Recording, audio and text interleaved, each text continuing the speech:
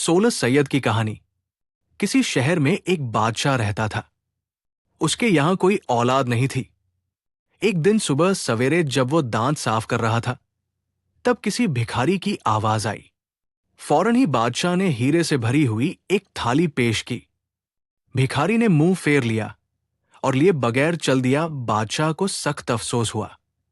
उसने दरबार एयाम किया और भिखारी से इनकार की वजह पूछी। भिखारी ने कहा, मैं बाज घर में से कुछ नहीं लेना चाहता। ये सुनकर बादशाह बहुत दुखी हुआ। बादशाह ने फौरन शाही लिबास, वस्त्र उतारकर फकीरी जामा, वस्त्र पहन लिया और महल से चल दिया। चलते वक्त कहने लगा, अगर अल्लाह रब्बुल इज़्ज़त मेरी इज़्ज़त रख लेगा तो मैं वापस लौटूंगा। और बीवी से रुखसत विदा होकर जंगल की राह ली। राह में 16 सैयद तशरीफ फरमा रहे थे। उन्होंने राजा को बुलवाया, लेकिन राजा ने कहा, मैं वापस तब आ सकता हूं जब मेरी उम्मीद पूरी होगी। उन्होंने कहा कि तुम्हारी उम्मीद जरूर पूरी होगी। तुम इधर आओ और सुनो। कल 15वीं तारीख है। तुम गुस्ल, स्नान करना और सहरी करके 16वीं का रोजा रखना और 4 रकत नफल 16 सैयदों के नाम पर अदा करना। तेल और खजूर से रोजा खोलना। 5 पैसे की शीरनी बांटकर हमारी कहानी सुनना। जाओ, तुम्हारी उम्मीद जरूर पूरी होगी। जब 16 रोजे पूरे हो जाएं, तो इंशा अल्लाह तुम्हारी हैसियत के मुताबिक हमारे नाम पर खाना पकाकर फातिहा कर देना। यह सुनकर बादशाह उसी वक्त अपने महल में आकर हुकूमत संभालने लगा। गुस्ल किया, 16वीं का रोजा रखा। ऐसे ही जब 9 रोजे खत्म हो पाए तो उसके यहां लड़का तवल्लुद हुआ। मगर बादशाह बराबर रोजे रखता रहा। जब 16 रोजे पूरे हुए तो बादशाह ने बड़ी अकीदत के साथ फातिहा दिलवाई और शीरनी बांटकर कहानी सुनी। महल के करीब एक बुढ़िया रहती थी। उसने बादशाह से पूछा कि उसके यहां किस तरीके से औलाद हुई। बादशाह ने फरमाया, बड़ी अम्मा, शाम में तशरीफ लाएं और फातिहा का खाना खाइए तो मैं बताऊंगा। जब बुढ़िया पेट भर खाना खा चुकी तो बादशाह ने 16 सैयदों के नाम से रोजे रखने की बरकत का माजरा सुनाया। बुढ़िया ने भी मन्नत मान ली, मैं अपनी गरीबी दूर होने के लिए रोजे रखूंगी। वो भी रोजे रखती रही। 16 रोजे पूरे होने को आए तो उसने पाव सेर खाना पकाया और फातिहा देने वाली थी कि उस बुढ़िया के घर एक लकड़हारा, जो हर रोज आया करता था, उस रोज जब आया तो बुढ़िया का घर बंद पाया। लकड़हारे ने दरवाजा खटखटाया तो अंदर से ही बुढ़िया ने जवाब दिया, मुझे काम ज्यादा, तुम मेहरबानी करके कल तशरीफ लाना। जब दूसरे दिन लकड़हारा आया तो वो बहुत हैरान हुआ, क्योंकि जहां बुढ़िया की झोंपड़ी थी वहां एक शानदार हवेली बनी हुई थी।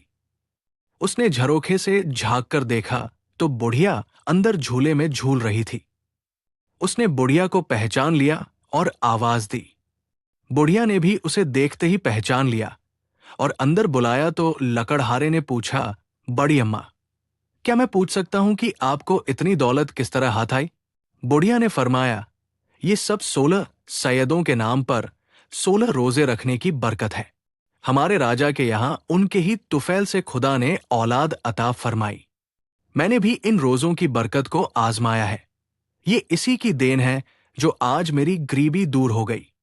लकड़हारे ने मन्नत मान ली और 16 रोजे खत्म भी न हो पाए थे कि वो मालदार हो गया और बहुत बड़ी फातिहा की। लेकिन उस रोज 5 पैसे की शीरनी मंगाकर 16 सैयदों की कहानी भूल गया। अपनी बीवी से सोते वक्त कहने लगा, मैं कहानी सुनकर शीरनी बांटना भूल गया।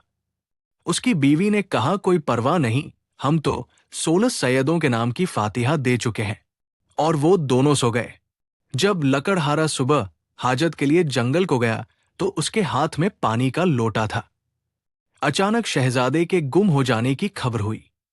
सिपाही उसकी तलाश में फिरता हुआ उधर निकला तो देखा कि उस लकड़हारे के हाथ में जो लोटा था वो शहजादे के खून से भरा हुआ सर बन गया है। सिपाही ने फौरन लकड़हारे को गिरफ्तार कर लिया और बादशाह के सामने हाजिर किया। बादशाह के गुस्से की हद न रही। उसको कैद में भिजवा दिया।